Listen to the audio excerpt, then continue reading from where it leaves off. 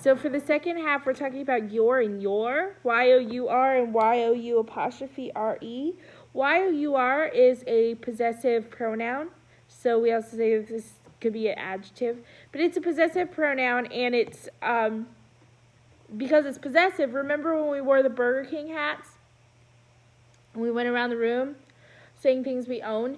Now for this possessive, you have to have something with it, like your glasses and your pen and your sweater, your book. And this is Y-O-U-R. Pay attention, kiddos, because you don't want to struggle this when you get older. So this is your, Y-O-U-R, and this is possessive. Now you have Y-O-U apostrophe R-E. This is a contraction for you-are.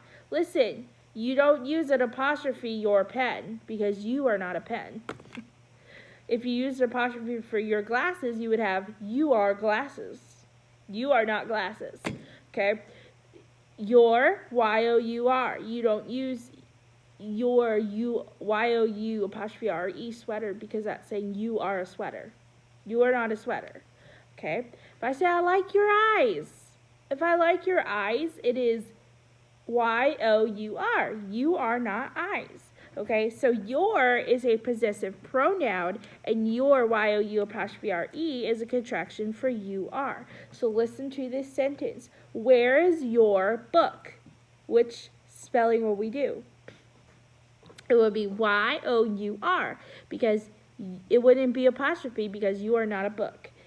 You're the only one who is going. Which spelling would it be? It would be you're the only one who's going. You are, Y-O-U apostrophe R-E. Okay. The frost bit your toe.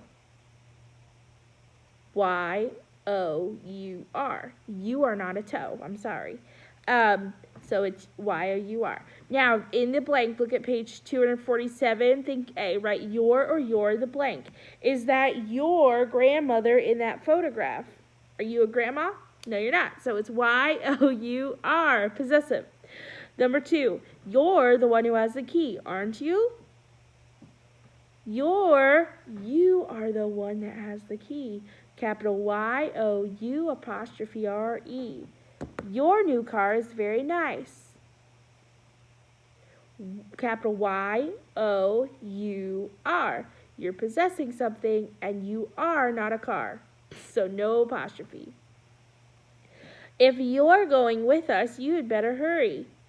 If you are going with us, Y-O-U apostrophe R-E. Take the time to add the U-R and see if it makes sense or not. The players want us to use your football for the game. You are not a football. Y-O-U-R. Think B. If the answer is correct, write correct. If it's incorrect, underline the incorrect word and write the correct one in the blank.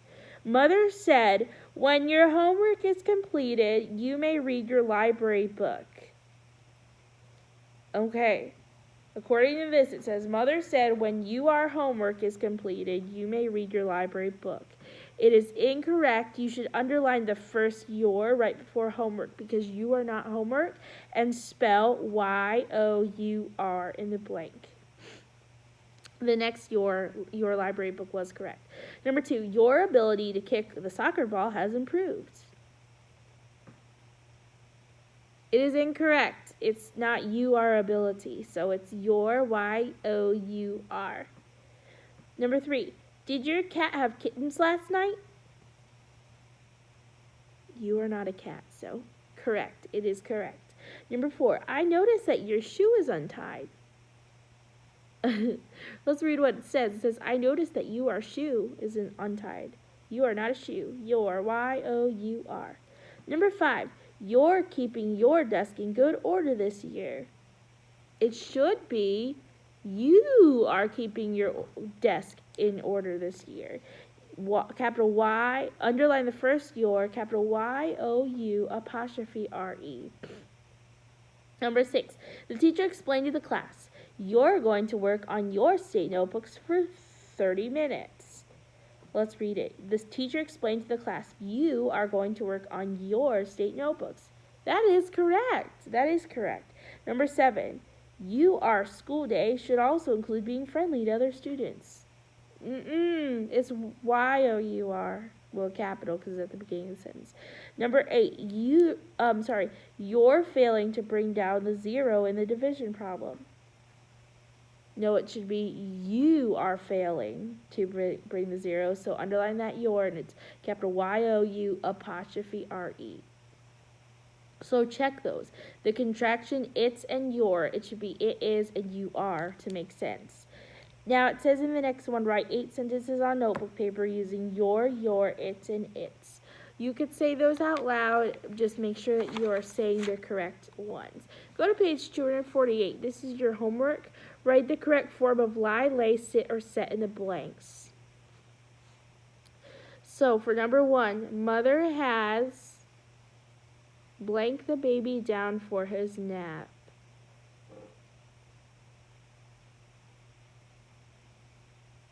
Okay, it has, so it's either, it's got to be the last form of the verb, which is, has lain, has laid, has sat, or has set. So for number 1, it is actually, you're putting the baby down, so it is laid, L-A-I-D. Because mother is not the one napping. The baby is the one going down. So it is mother has laid. She's putting the baby down. L-A-I-D. Or you guys could have put set, S-E-T. Okay. Number 2. My watch blank on the burro all day yesterday. Your watch is not putting or placing anything. It's just resting there. So you could say my watch set on the bureau.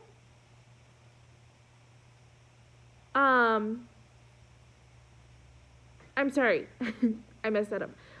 I mean, you could have said your watch sat on the bureau all day because it was resting there.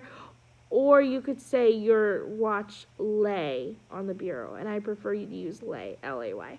Okay, number 3. I am so weary that I must blank in this chair for a rest. You could either say sit or lie. But if you're in a chair, you're probably going to be sitting.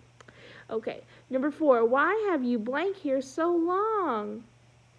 It could be sat or lain. L-A-I-N, because you're resting. Number 5. You have blank your coat on my new hat. This could either be you have laid, L-A-I-D, because you're laying a coat, or you have set, S-E-T. So you might have noticed when you can use lie, you can probably use sit. When you use lay, you can use set. Okay, and you have to have an object for lay and set. Number 6, may I blank down for a little while?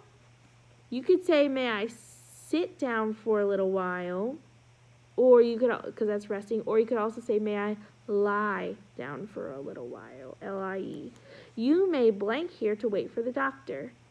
Well, you could probably sit, okay, so it's rest, S-I-T, or you could say lie, I guess, but you're probably not lying there.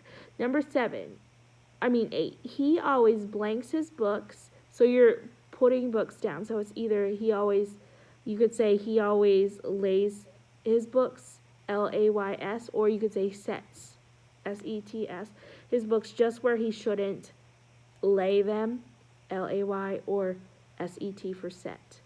So you could say he always sets his books where he shouldn't set them, or he always lays his books where he shouldn't lay them, but you have an object and you're putting them down, so it's put them, it makes sense to say put. Think B. You're either saying lying or laying. Remember, lying is resting, laying is putting. Okay? I saw 6 large ships. Resting, it's lying. They have been blanking new railroad tracks. It is they have been laying railroad tracks because they're putting them down. The dust is blank upon the leaves. The dust is not putting, the dust is resting. So it is lying. The dust is lying on the leaves. The leaves are blank on the grass. The leaves are not pudding, the leaves are resting. So it's the leaves are lying on the grass. The masons are blank, the foundation. Masons, that's men that are putting it down, and they are putting down the foundation. So it is laying, Laying. The children are laying or lying on the floor. Children are not putting, they're resting or reclining. So it is lying, Lying. A book is blank on the table. Is the book putting or resting? The book is resting. It's lying, Lying. And he has been laying or lying there all day. Has he been resting or has he been putting? He's been resting, lying, Lying. Let's look at, remember C, right? Adverb if it's an adverb, and adjective it's an adjective. The brilliantly red cardinal is a beautiful bird. Brilliantly red. Now, it doesn't end in ly, so, can you say brilliantly cardinal or brilliantly red? Is it describing the noun cardinal or is it describing the adjective? It's describing the adjective red, and so adverbs describe adjectives. So is adverb is the correct answer. Number 2, especially. Is it supersizing the next word, saying especially delicious? It is, and it ends in ly, so it is an adverb. Number 3, the tiny hummingbird weighs about as much as a penny. Tiny is describing hummingbird. Hummingbird is a noun, so adjective. Number 4, the handsome scissor-tailed flycatcher is Oklahoma's state bird. Handsome is describing flycatcher. Flycatcher is a noun, so it is a adjective. And number 5, the nuthatch can successfully walk down a tree head first. Successfully is talking about it can walk. How? Successfully. Answers the question how, and it's describing the verb. It is an adverb. That's all for today, and your homework was 248, think A and B, but we already did it in class, so go on to your next subject. Bye.